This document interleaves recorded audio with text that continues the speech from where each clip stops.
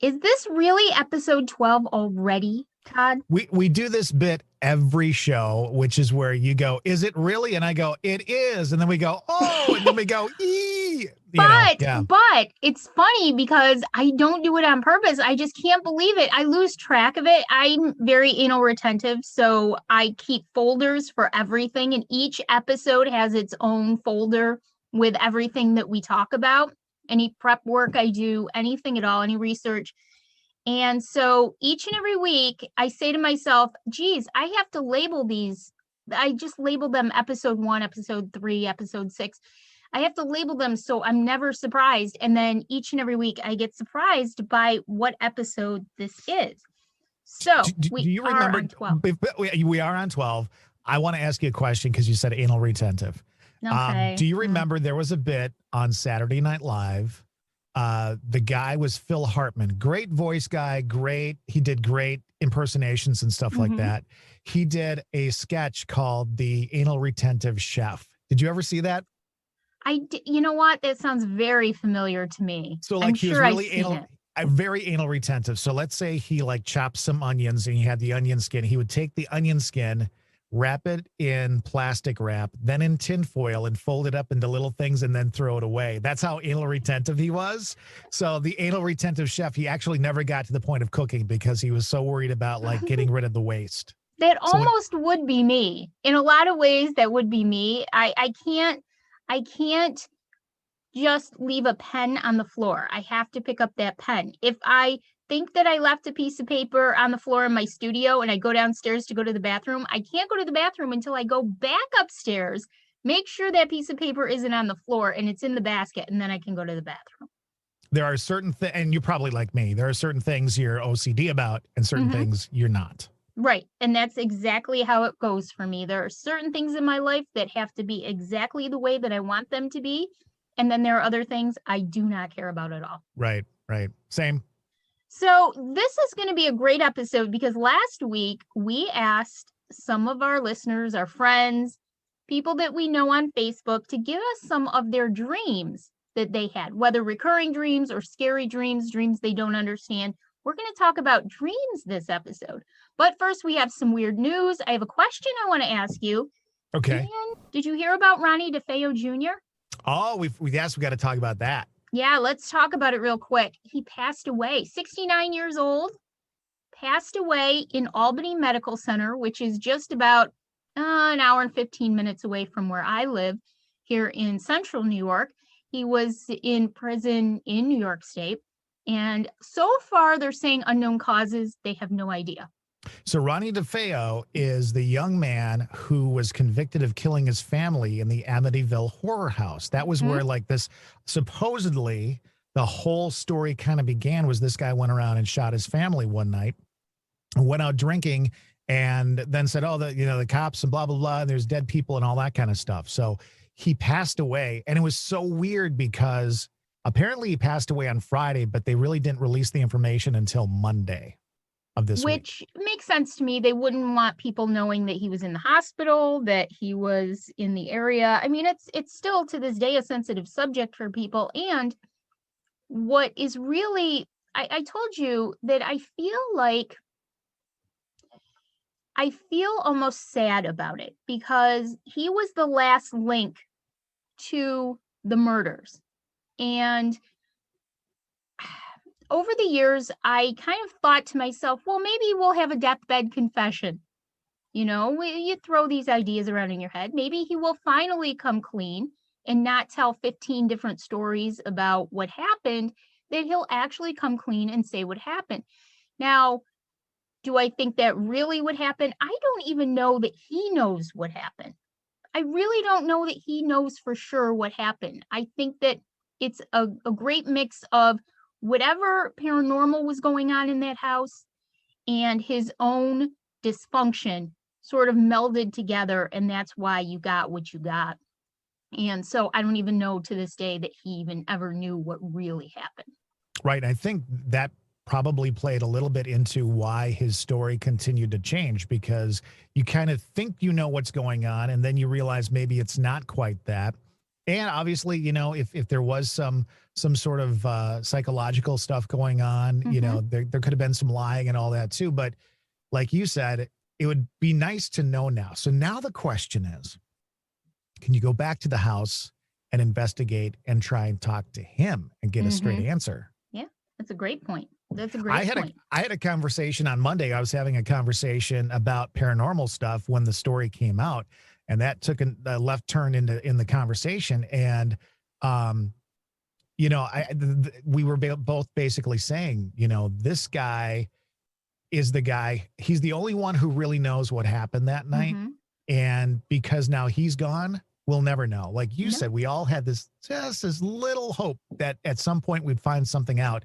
And now it's just not going to happen unless we find out somewhere down the road that there's some sealed documents that he put together or something. But yeah, Ronnie DeFeo, 69. It truly is a mystery for the ages. And, I was watching this thing on YouTube the other day about all of his different stories. And in one story, he said that his father was the equivalent of Satan. And in the next story, it shows him in an interview saying how his dad was his best friend. Yeah. I mean, that's just an example of the two extremes that he would go to in everything. So you just can't trust him. You can't believe him. There's no way of knowing for sure. And that's why it's a little sad to me, because we're never going to know now. There's not even a chance of knowing now. Again, unless we go and investigate and get Ronnie on the phone. Oh, I would love to do that, but that's just me. Summer trip. And I would do it. I would do it. Hey, Dave, guess where we're going this summer? You can fly into JFK and we'll meet up in Amityville and we'll do our thing. These three weirdos standing on the sidewalk in front of the house with, digital recorders. Like they've never seen that before, I'm sure. I know. So, all right, I have a question for you. All right. Now that we're talking paranormal, as usual. I did that investigation a couple of weeks ago in one of the men who is in my paranormal investigating group. It's his house. 1839 it was built. Gorgeous house, all limestone, near water. I mean, it was just a hot spot for paranormal activity. Throughout the recording, I've been slowly going through the video footage. There were mad orbs everywhere in the upstairs section of the house. There were orbs in the bedroom. There were orbs in the office. They were in the hallway. They were on the stairs. They were everywhere. And I told you the other day that my outlook on orbs, I used to really discredit orbs, really discredit them, because I think that I was using them as sort of like standalone evidence. I said, oh, I don't know if that can be real. That's dust. That's a bug. And then the more I learned, the more I realized that there is definitely a difference to me between a bug, a spider, dust, energy. And I'm really starting to change my outlook on orbs. Now, I was watching some of these orbs in the bedroom and they were literally pulsating. And the bedroom was the place that I felt so much energy. I remember saying, this room is so charged that it feels heavy, like a fog. And there's orbs everywhere, especially when I'm talking, there's orbs. What is your take on orbs, Todd? Seriously. I think first off, like anybody who wants to be a decent investigator, you got to rule out that it's any kind of fly, a bug. Okay. Mm-hmm. And there's ways to do that. I still stay very skeptical. I've had people go, well, that's an orb. Look, this is an orb. And I still look at it and go, Or how about the people who say that they can see faces in the orbs? I'm sorry, but I don't see faces in orbs. And I'm not of that ilk. And usually if you got videos of orbs, it's not so clear and concise that you're going to see a face in it anyway. If you blow it up enough, you might see anything. Right, because in matrixing, you're going to see variations in the orb, and it's going to look like something to you. Because like looking up at the clouds and seeing a donkey, same thing.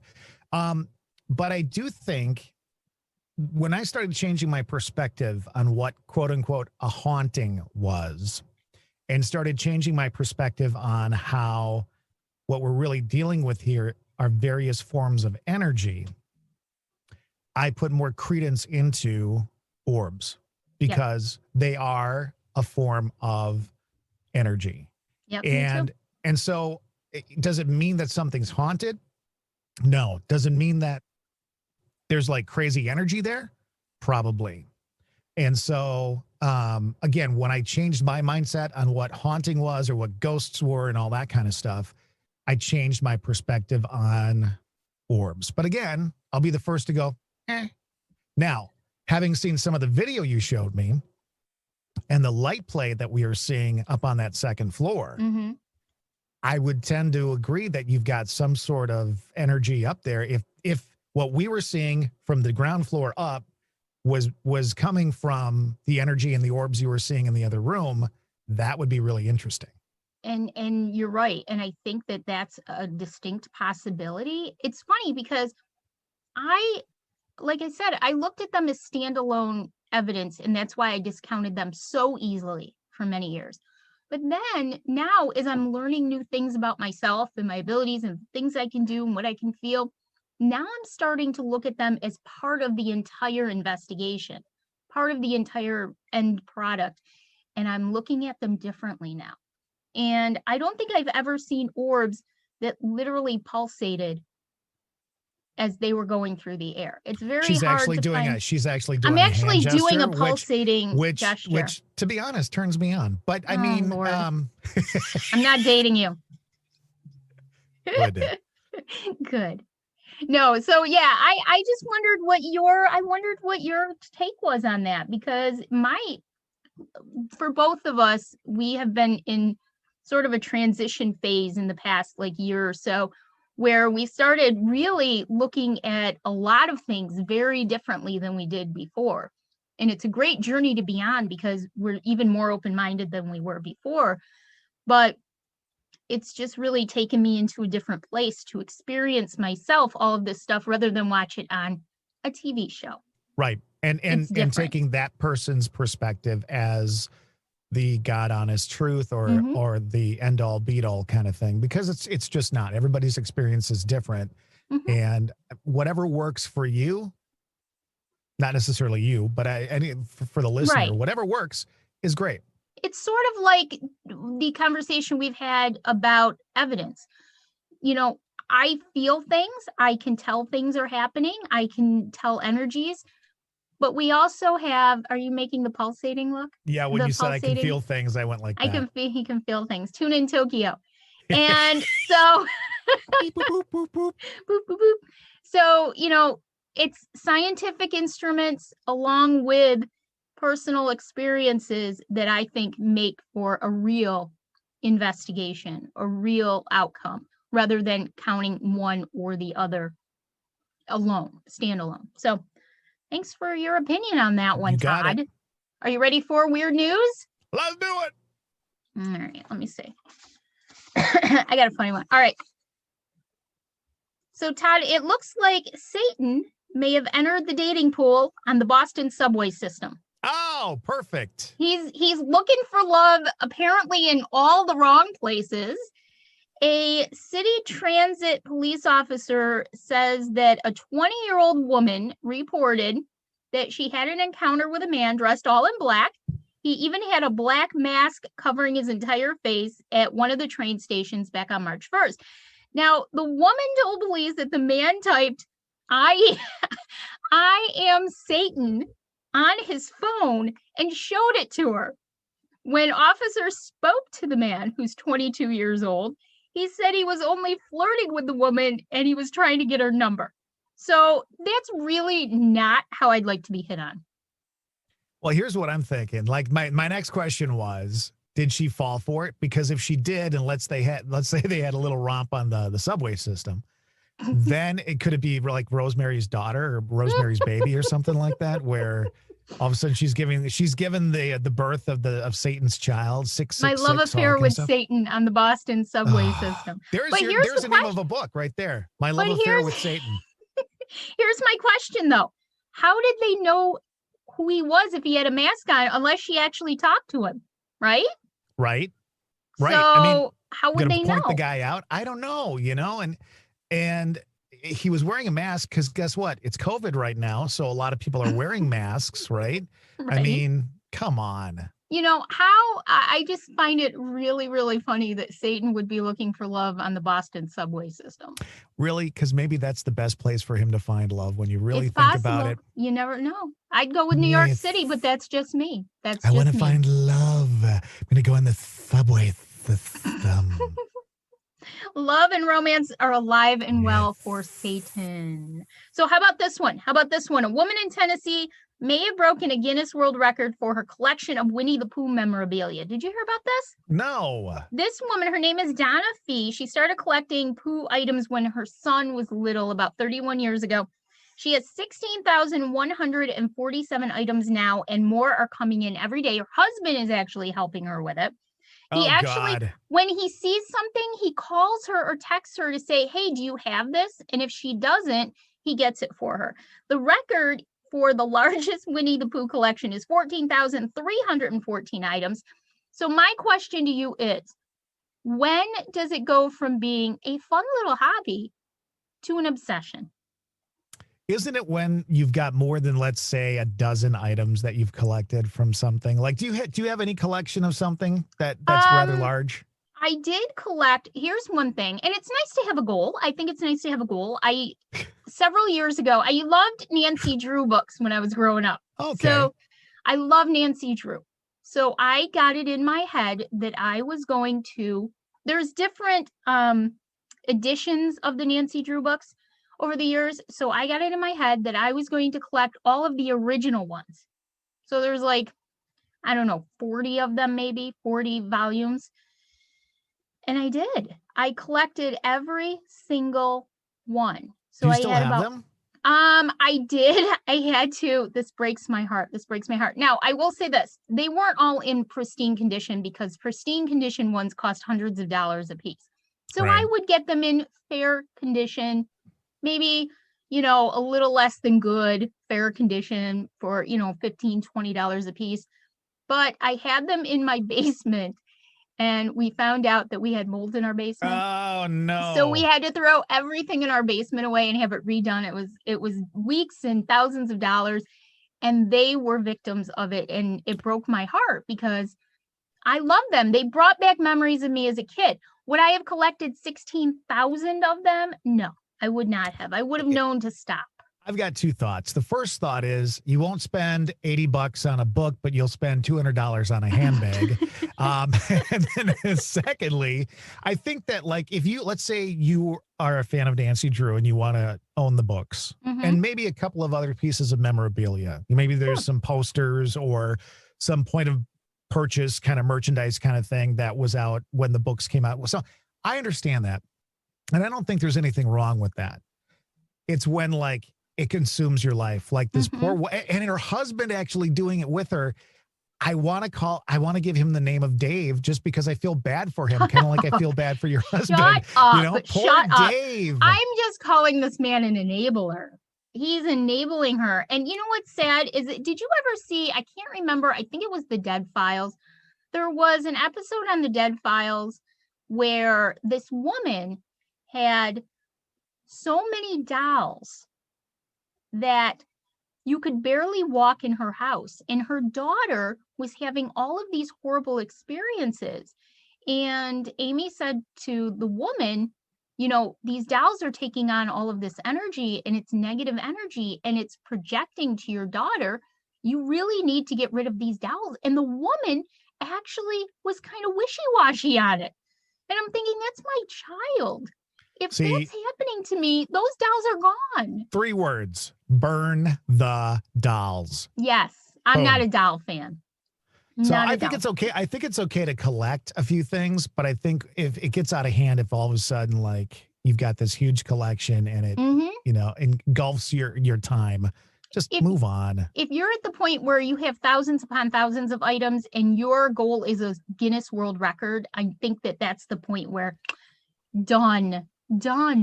So we were going to do this a couple of weeks ago. We were talking about collecting things, those Funko Pops. I've got a couple. I've got the Golden Girls. I've got some from Futurama. I've got Jim Henson. I've got a couple of Fred Rogers, and I've got 3 Bob Ross because I love Bob Ross. Okay. Mm-hmm. I own 3 Funko Pops of Bob Ross. I have a mug from Bob Ross. Mm-hmm. And then you sent me an energy drink from Bob Ross. And I we were thought gonna it was so funny. I saw the energy drink because every once in a while, I'll just for fun, I'll look up Bob Ross stuff because I know how much you love him, and I'll just see what's out there. And most of it's your typical Funko Pop or a mug or I think I sent you a cookbook, didn't I? I sent you a Bob Ross cookbook. Yeah, too. you did. Yeah. Yeah. So, I like the unusual things, the things that'll make you laugh or, But there's a prime example. Like there are certain things that I really hold dear and I treasure, but I don't need to have a bunch of stuff in order to appreciate it. Exactly. I have Funko Pops too. I have, my little goal is the Addams Family. I love the Addams Family. I just have a couple more that I have to get for that. So, and I have a Mr. Rogers because I love Mr. Rogers. And, but do I need a million Funko Pops? No, I don't need a million Funko Pops. My dog, Spike, is going to look at me like I'm nuts. He already does. Dog. He already does. Bleh. So, anyways, yeah, I don't know. I don't think that it's a smart thing to have 16,000 Winnie the Pooh items. I like Winnie the Pooh. Is that part of Disney or is that separate? I think it's Disney. Okay. Yes, because when we were at Magic Kingdom and stuff, there was Winnie the Pooh. Okay. Well, I will just say this. Disney is evil. And the fact that they own the Muppets now is horrendous. And so while I think Winnie the Pooh in overall is rather comforting, I think those pictures and those drawings and those stories are very comforting. Mm-hmm. They're evil because it's Disney. So, well, I will just say this. I can take it or leave it, all of the three parks, the Animal Kingdom, Hollywood Studios, and Epcot. I can take them or leave them. I've been there several times, but nothing including you will never tell me that Magic Kingdom is evil because it's evil. It's my favorite place to go. I love it. The man was evil. Read up on him. I know, but I love it there. It's like being a kid. It's like being a kid. Trust me, when you go there, they're shooting you full of shit. Not like directly, but it's a brainwashing thing.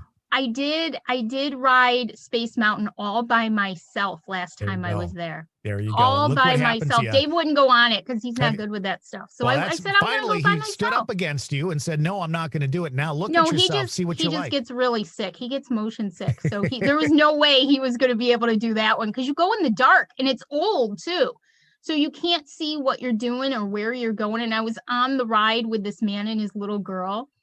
And we had a great time, but I don't think I would ever do Space Mountain again. One and done. Did the man show you his phone and it say, I'm Satan? Is that what happened? He was kind of cute.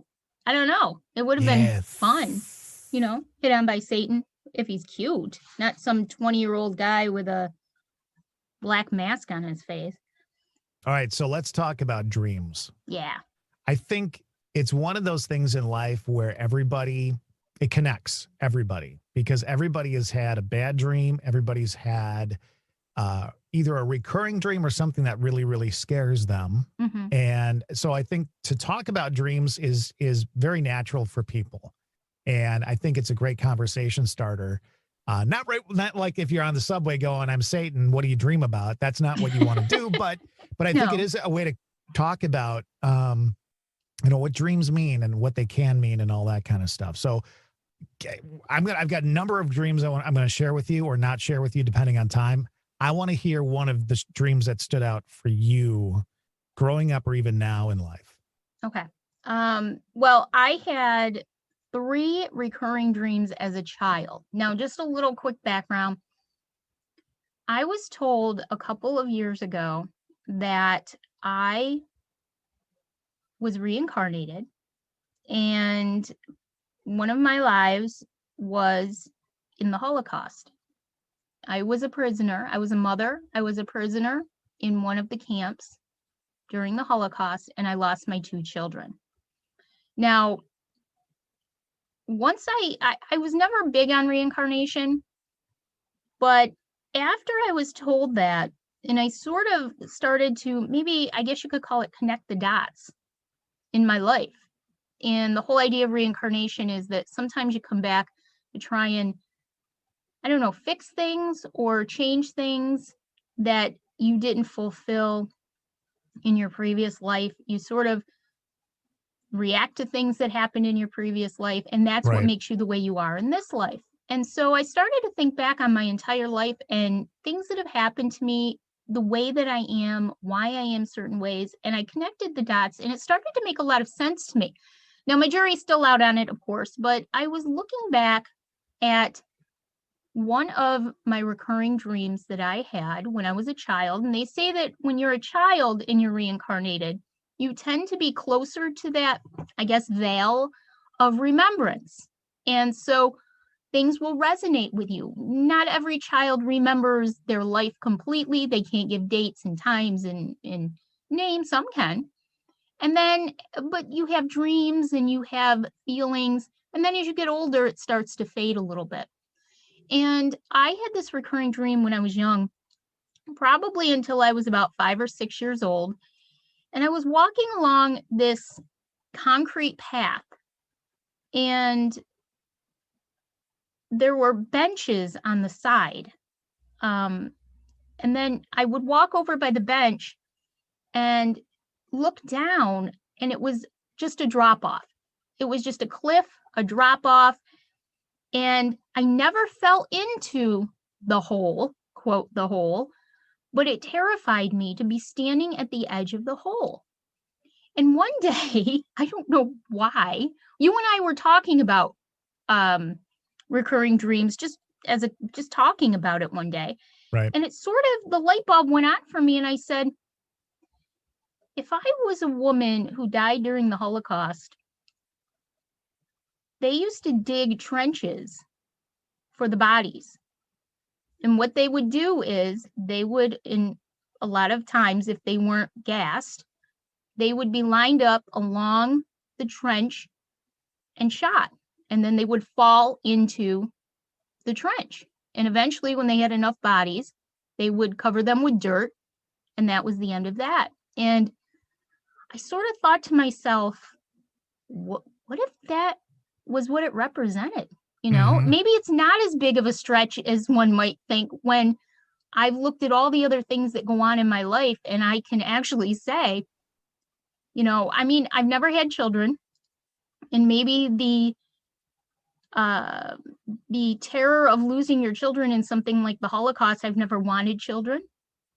You know, I've always been heavy, and so if I was in a concentration camp during the Holocaust, I was probably starving to death. You know, that's why maybe I am heavier, is that I came with a different metabolism. I came with a different appetite, a different way, because I'm terrified of being hungry again.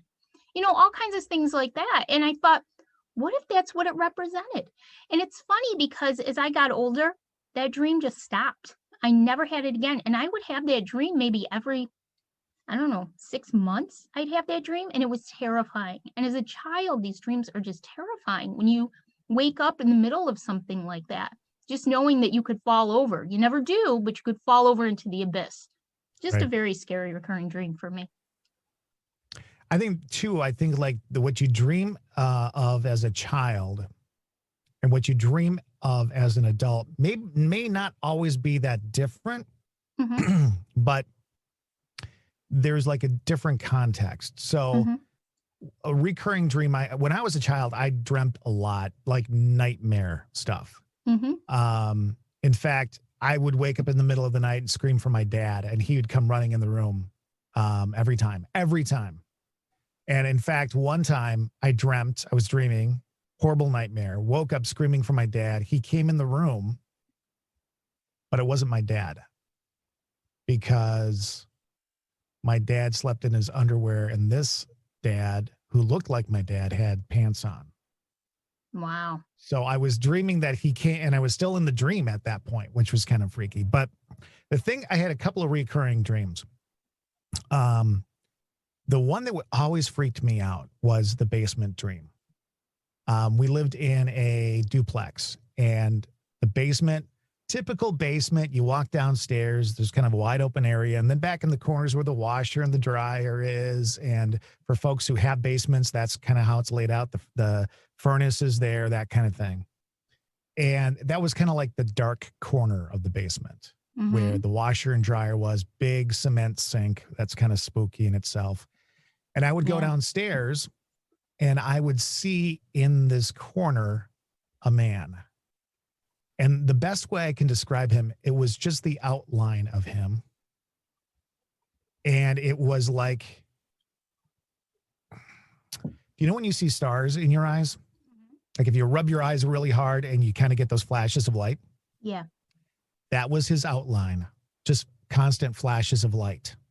Wow. And then he, and big eyes, big round eyes that again, just the outer circle that flashed with energy. And then he runs and he grabs me and then I wake up. And I must have had that 150 times as a kid, just That's over scary. and over and over. That's scary. But I know I mentioned on the show that my mom would let us kids watch all these scary movies. So vampires were a big part of growing up and having dreams. And so my mom makes me watch vampire movies before, and I'm like 3 or 4 years old. And I'm laying awake knowing that there's a coffin at the end of my bed that's going to open up and Dracula's going to pop out of it. While also on the wall, there is a hobo clown painting, which, by the way, I'm afraid of clowns. So, and you know what? Those were a big deal. People had those hobo clown paintings like all the time. They're fucking scary. I know. What was it? Emmett Kelly or somebody like that? Yeah. Was a clown? Yeah, right. Scary. So everybody in the 70s had hobo clowns, and I'm sorry, clowns scared the living fuck out of me. So here I am. I know there's a vampire at the end of my bed. I've got this freaking clown, which it didn't matter where you were in the room. This thing was looking at you. So there was just all this stuff, you know, as a child dreaming, it was really about just being scared about that kind of stuff, scary stuff. That can scar you for life. And I'm not being funny. Are you kidding me? It can scar you for life. Bring a clown near me. I'll tell you what, I'm running and screaming like a little girl the other direction. I'm not a clown fan. They don't do anything for me. But those clowns back in the 70s, those Emmett Kelly ones, everybody had those. And people thought it was cute to put them in nurseries. And I'm like, those things are horrible. I wouldn't want one of those. No wonder everybody in our generation's fucked up because they had clowns in their room. That's the truth. When I got older, I had a weird series of dreams about vampires that was totally different. And it was very realistic. And it was about them. It was about my realization that they were real and they weren't a fake thing. And some interesting things happened during that series of dreams. Those went on for a number of years. One of the things that was odd was I was in my childhood home. And I knew that vampires were coming because my family told me they're going to come for you. You're next. They had already come for my family. Now they were going to come for me. And so I knew that the sun was going down and I knew I had to be ready. So my mother's bedroom always had a metal cross on the wall, Jesus hanging on it. Right. And that was from my grandmother's coffin. When my mom's mother died, that was the cross that was in the coffin and it was always hanging on her wall. In my dream, there were two crosses for whatever reason. And I grabbed both, and that's what I used to try and stab myself away from the vampires. I won't get into that portion of it. But the ironic part of it is about 2 months after that, my grandfather passed away. Wow. And so at that point, there were two crosses on my mom's wall. So I don't know if it was a precursor. I don't know if vampires are real. I tend to think they could be. Maybe not on this realm or this, but I think they could be. So I think it's possible. It's, you know, I've always found that there's in any legend, there's, you know, the complete truth. And then, there's two sort of perspectives on it. There's the legends itself, which includes all the stories that are made up over time because people just don't know. And then there's like the real truth. And a lot of these legends, these cryptozoology, vampires, there is some truth in them. I don't think there's zero truth. Somehow a legend was started, and it didn't just start for no reason. So I think that there's truth in a lot of that stuff. There's something going on. We don't know. I mean, and I'm not talking about 18-year-old kids who cut each other and suck each other's blood because they think it's amazing. I'm talking about real vampires. And I do believe that there is something to it. Yeah, whether it's just pure evil, whether it's, something, who knows? So we reached out on Facebook and we said, tell us your dreams. And we got a ton of response. Yeah. So I thought we could share some of these. Yeah, I love it. Ready. All right. First one is actually from my sister, who is, your biggest fan. I love her.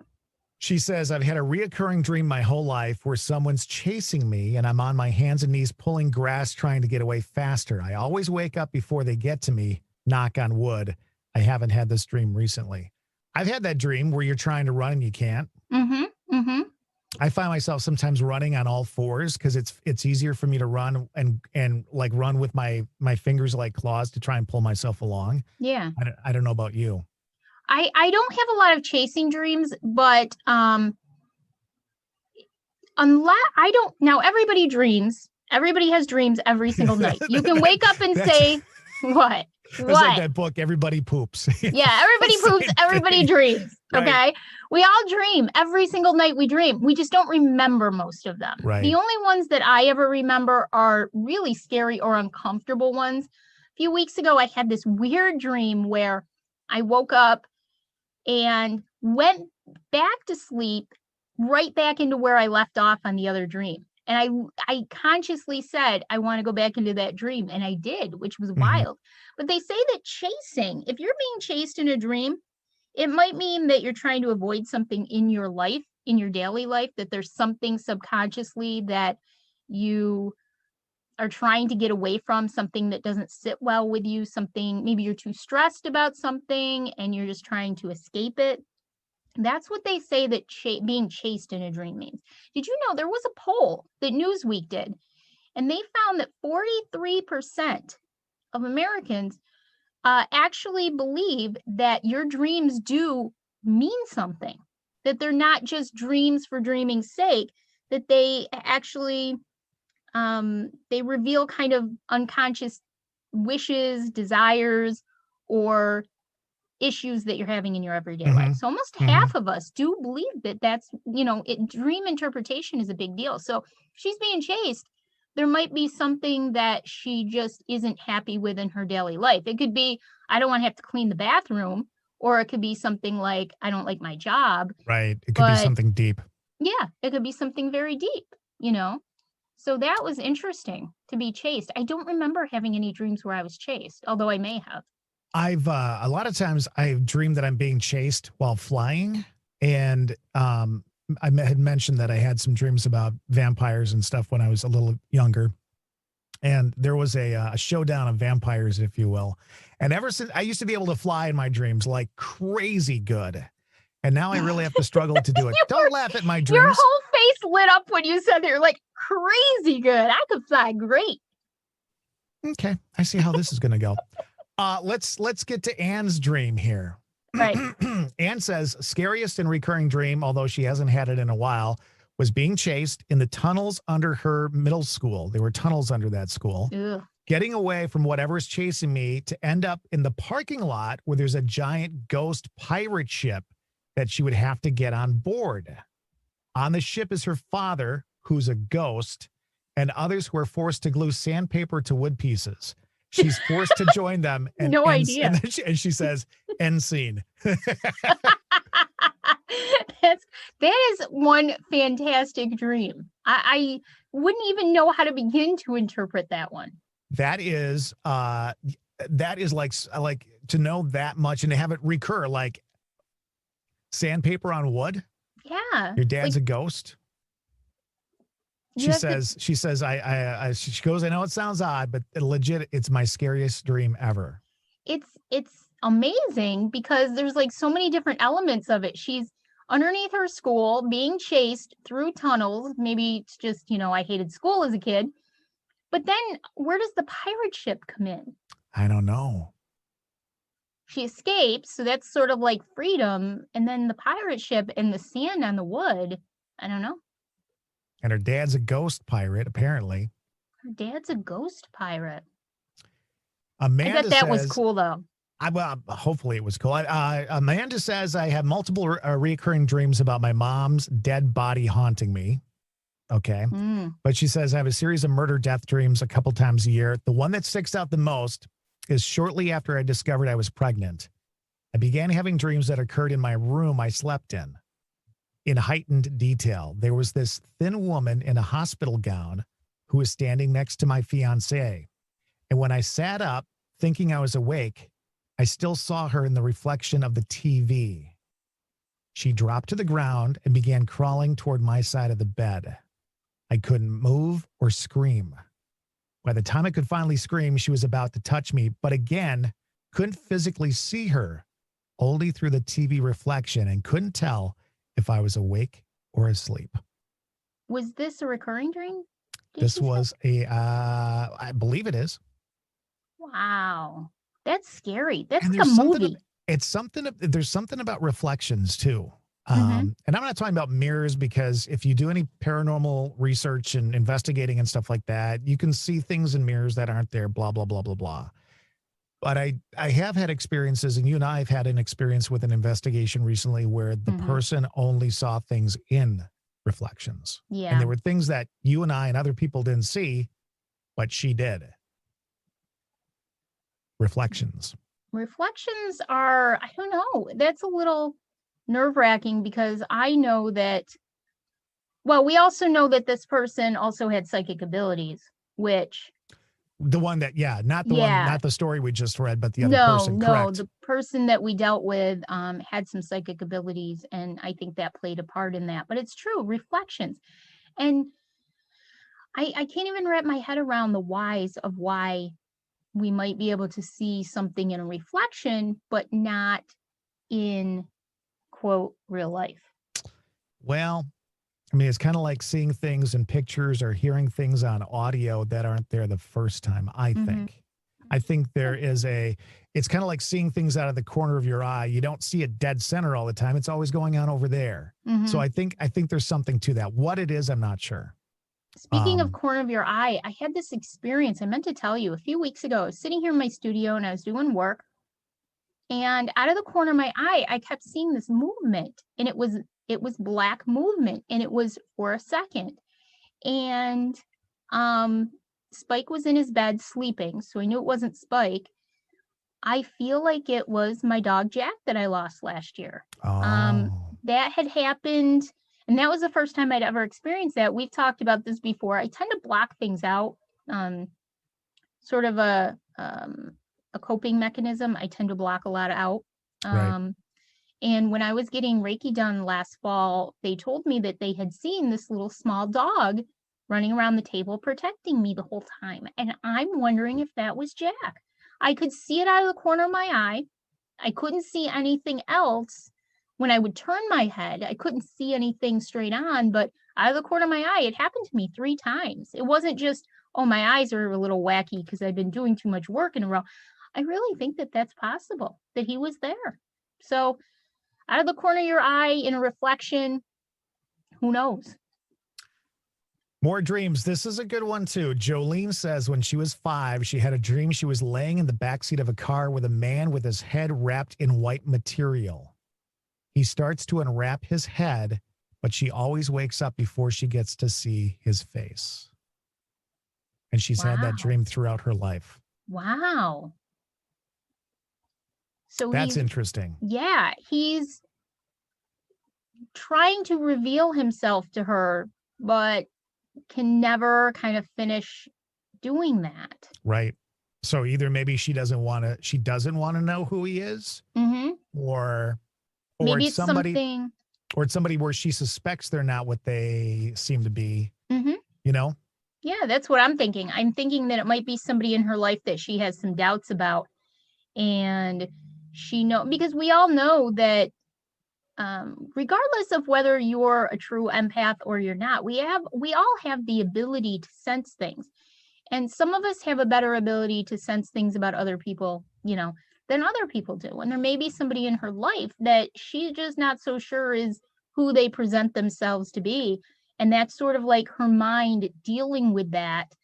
And maybe she's just afraid to know what he's really like, or her. Just because it's a man in the dream doesn't mean that it's necessarily a man.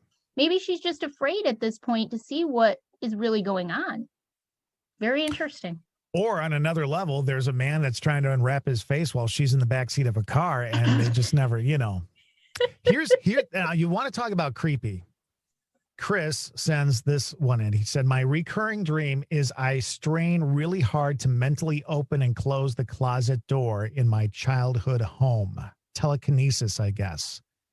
Then the next recurring dream is I dare a spirit to do it, and it does. Is spirit kinesis a thing? See, now I think there may be some paranormal connection there.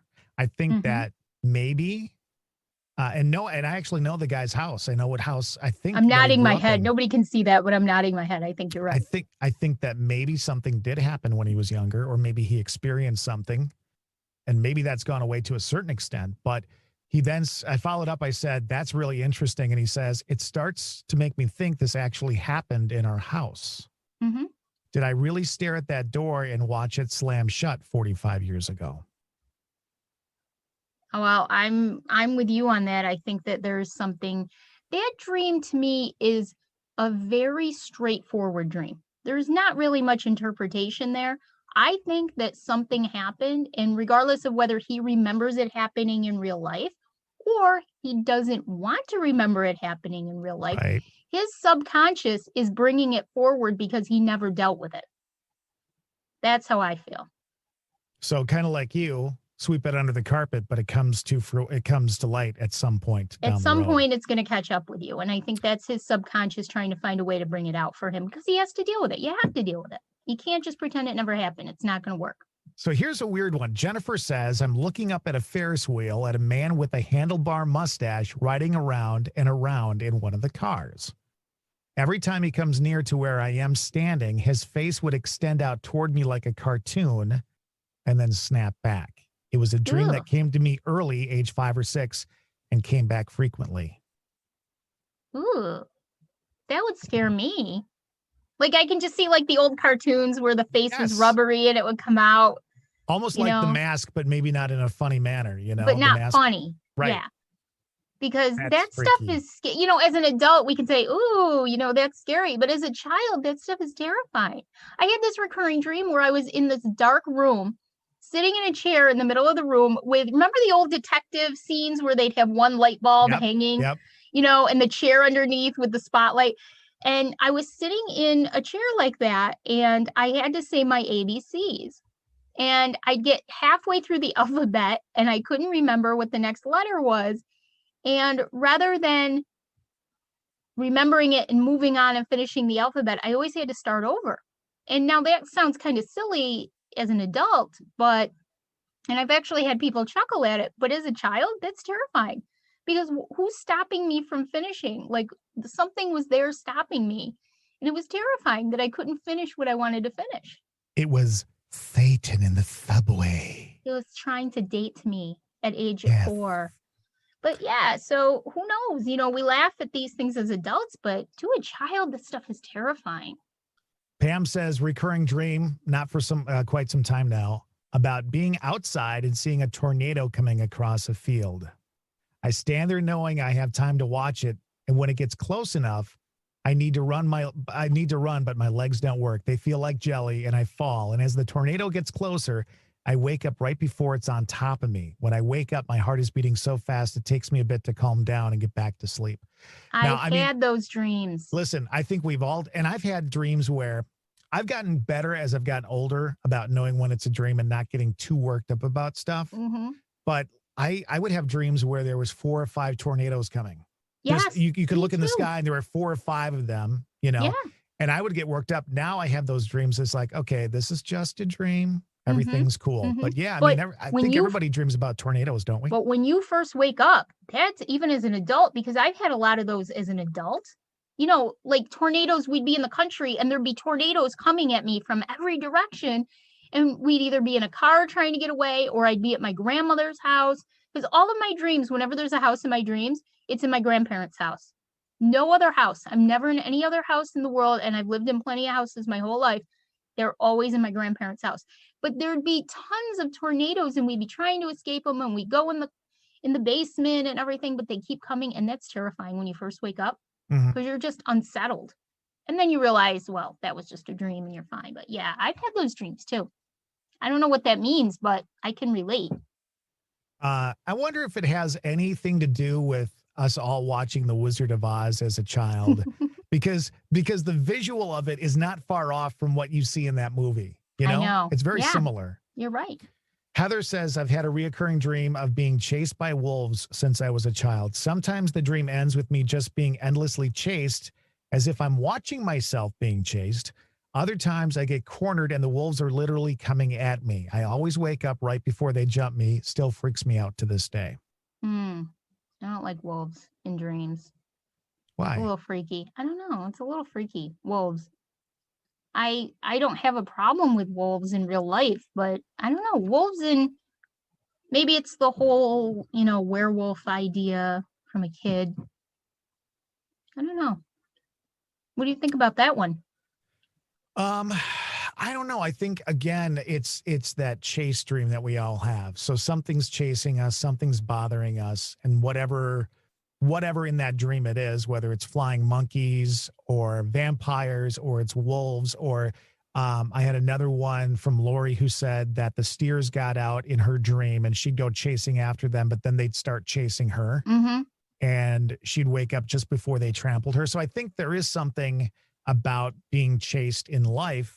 Something's chasing us, and that translates to dreams. Yeah, I think that any dream where you're being chased they're all the same, so to speak. I think maybe subconsciously, if there's something that you're uncomfortable about, that's what manifests itself in the dream as what's chasing you. Or if there's a place that you don't like, that you feel uncomfortable about, that's where you're being chased. So I think we all basically have the same kind of dreams.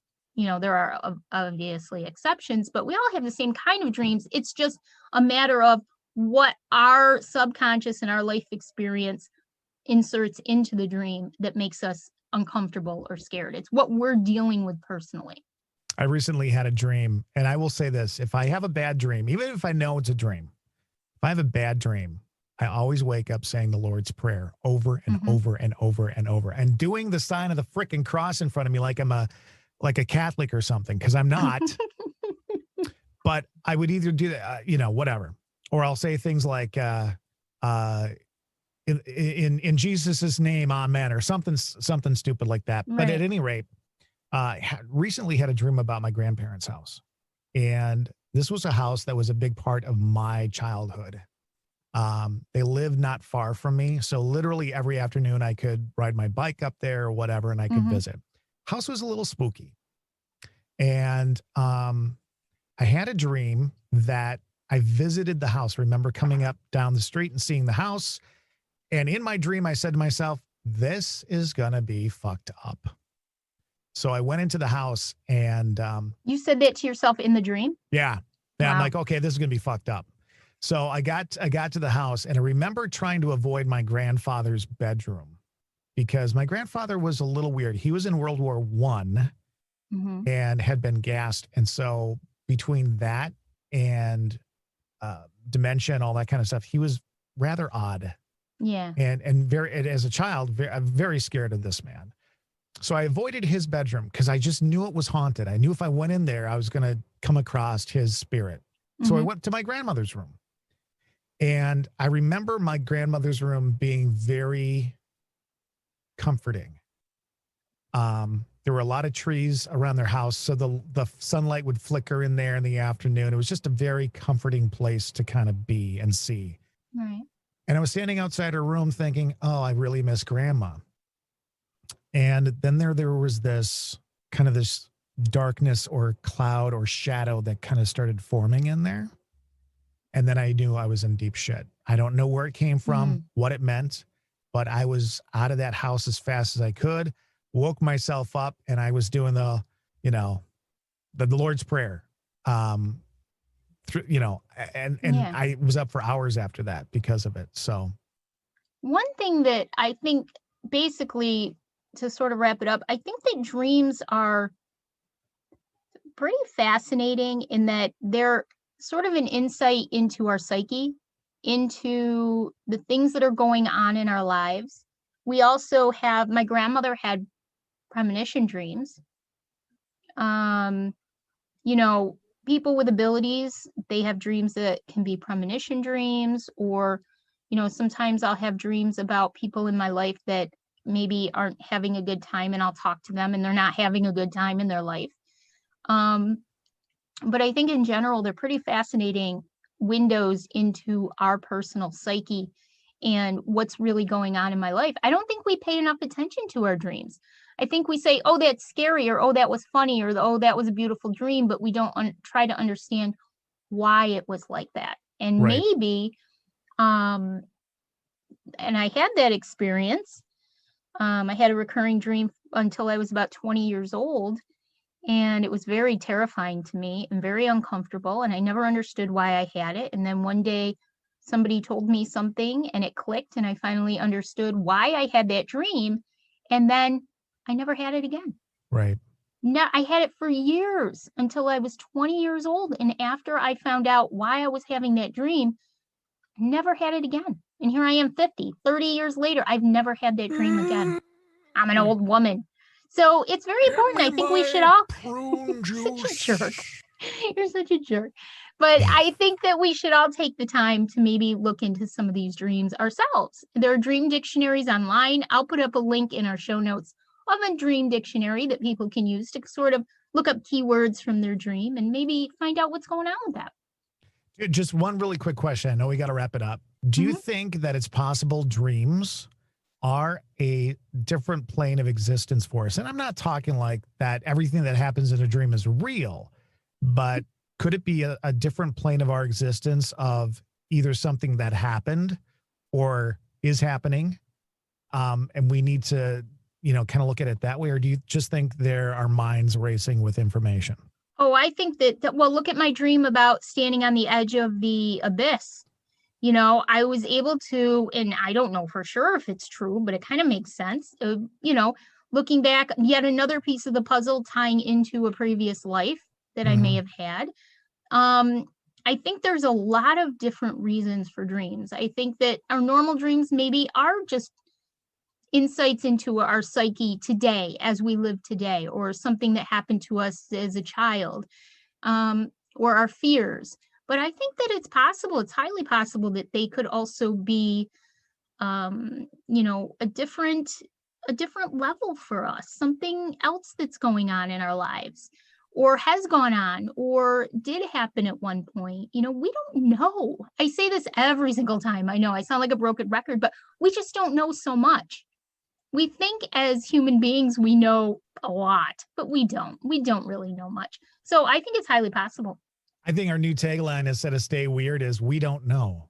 We don't know. Listen, it's a good show. You don't know what a good show is.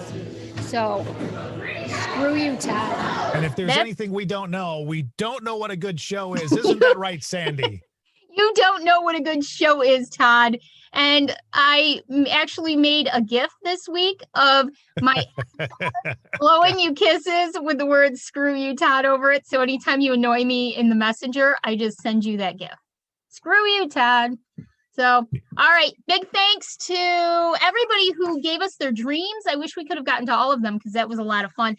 But we may actually revisit that in the future. We're talking about maybe doing some more dream stuff in the future. Sure. So that would be cool. So a big thank you to all of our listeners, all of our followers, everybody who supports us. You're going to say goodbye? Oh, wow. I'm ready. All right. Bye. We'll see you next week. Bye. Bye.